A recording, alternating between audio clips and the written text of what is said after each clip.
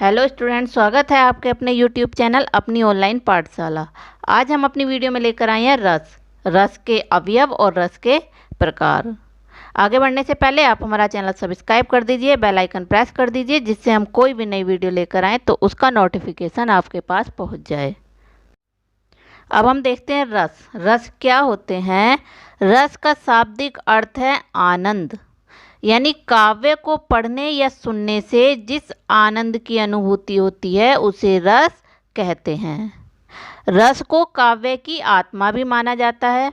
जैसे शरीर में आत्मा होती है, अगर शरीर में आत्मा ना हो तो शरीर कोई मतलब नहीं होता है। इसी प्रकार अगर काव्य में रस नहीं होगा तो काव्य का कोई मतलब नहीं होता है।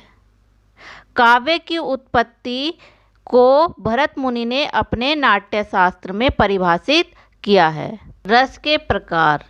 हिंदी में रस की संख्या 9 थी। भक्ति और वात्सल्य रस को बाद में जोड़ा गया है, तो वर्तमान समय में रस की संख्या 11 होती है। तो रस कितने होते हैं? 11 होते हैं। श्रृंगार रस, हास्य रस, वीर रस, करुण रस, अद्भुत रस, शांत रस, रुद्र रस, भयानक रस, विभत्स रस, भक्ति रस और वात्सल्य रस। तो रस कितने होते हैं? 11 होते हैं। अब आते हैं रस के अवयव। तो हिंदी व्याकरण में रस के अवयव या अंग 4 होते हैं। कौन कौन से? विभाव, अनुभाव, संचारी भाव और स्थायी भाव। इस वीडियो में हम इन्हीं चारों को डिटेल में पढ़ेंगे। पहला अवयव है रस का विभाव।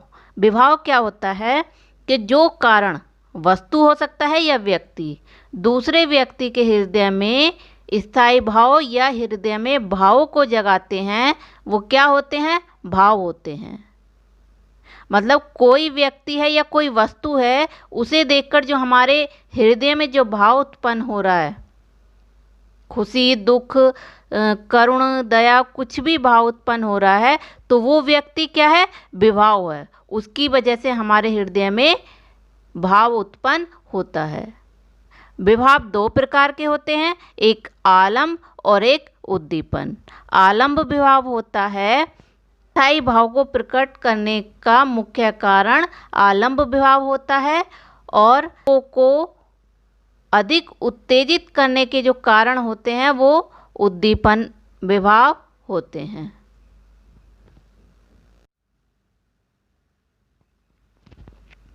अब आता है अनुभाव। दूसरा अवयव है अनुभाव। अनुभाव क्या होता है? मनोगत भाव को व्यक्त करने के लिए शरीर में उत्पन्न विकार को अनुभाव कहते हैं। यानी जब हमारे हृदय में किसी दूसरे व्यक्ति को देखकर जो भाव उत्पन्न होता है, जो हमारे एक्सप्रेशंस होते हैं, उन्हें क्या कहते हैं? अनुभाव कहते हैं। अगर हमें खुशी होती है तो खुशी के आंसू निकलते हैं, या हमारा खिल उठता है। और अगर हम किसी से दुखी होते हैं तो क्या होता है? किसी से गुस्सा आता है या क्रोध होता है तो क्या करते हैं?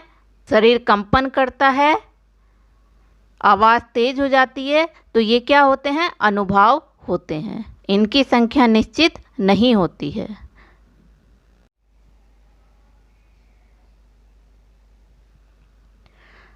अगला अवयव है संचारी भाव। संचारी भाव क्या होता है? कि जो भाव स्थायी भाव का संचरण करते हैं।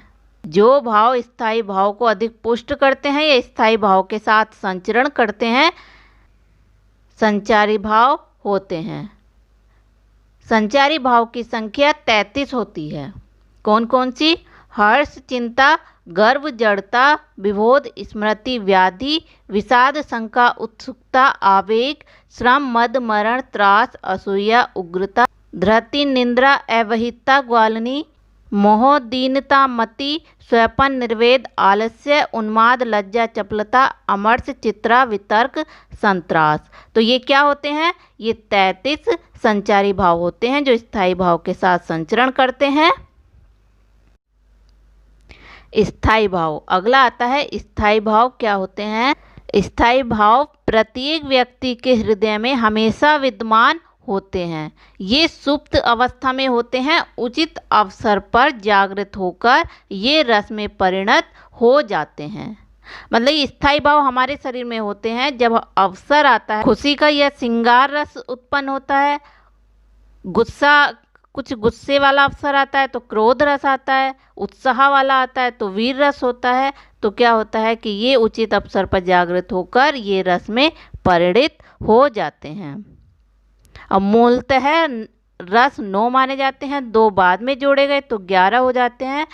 तो 11 रस के 11 स्थायी भाव होते हैं। जैसे श्रृंगार रस का होता है रति, हास्य रस का हास, वीर रस का उत्साह, अद्भुत रस का आश्चर्य, शांत का निर्वेद, भक्ति रस का देव विषयक, करुण का शोक, रुद्र क्रोध, भयानक भय, विविध का जुगुप्सा और वात्सल्य का वात्सल्यता।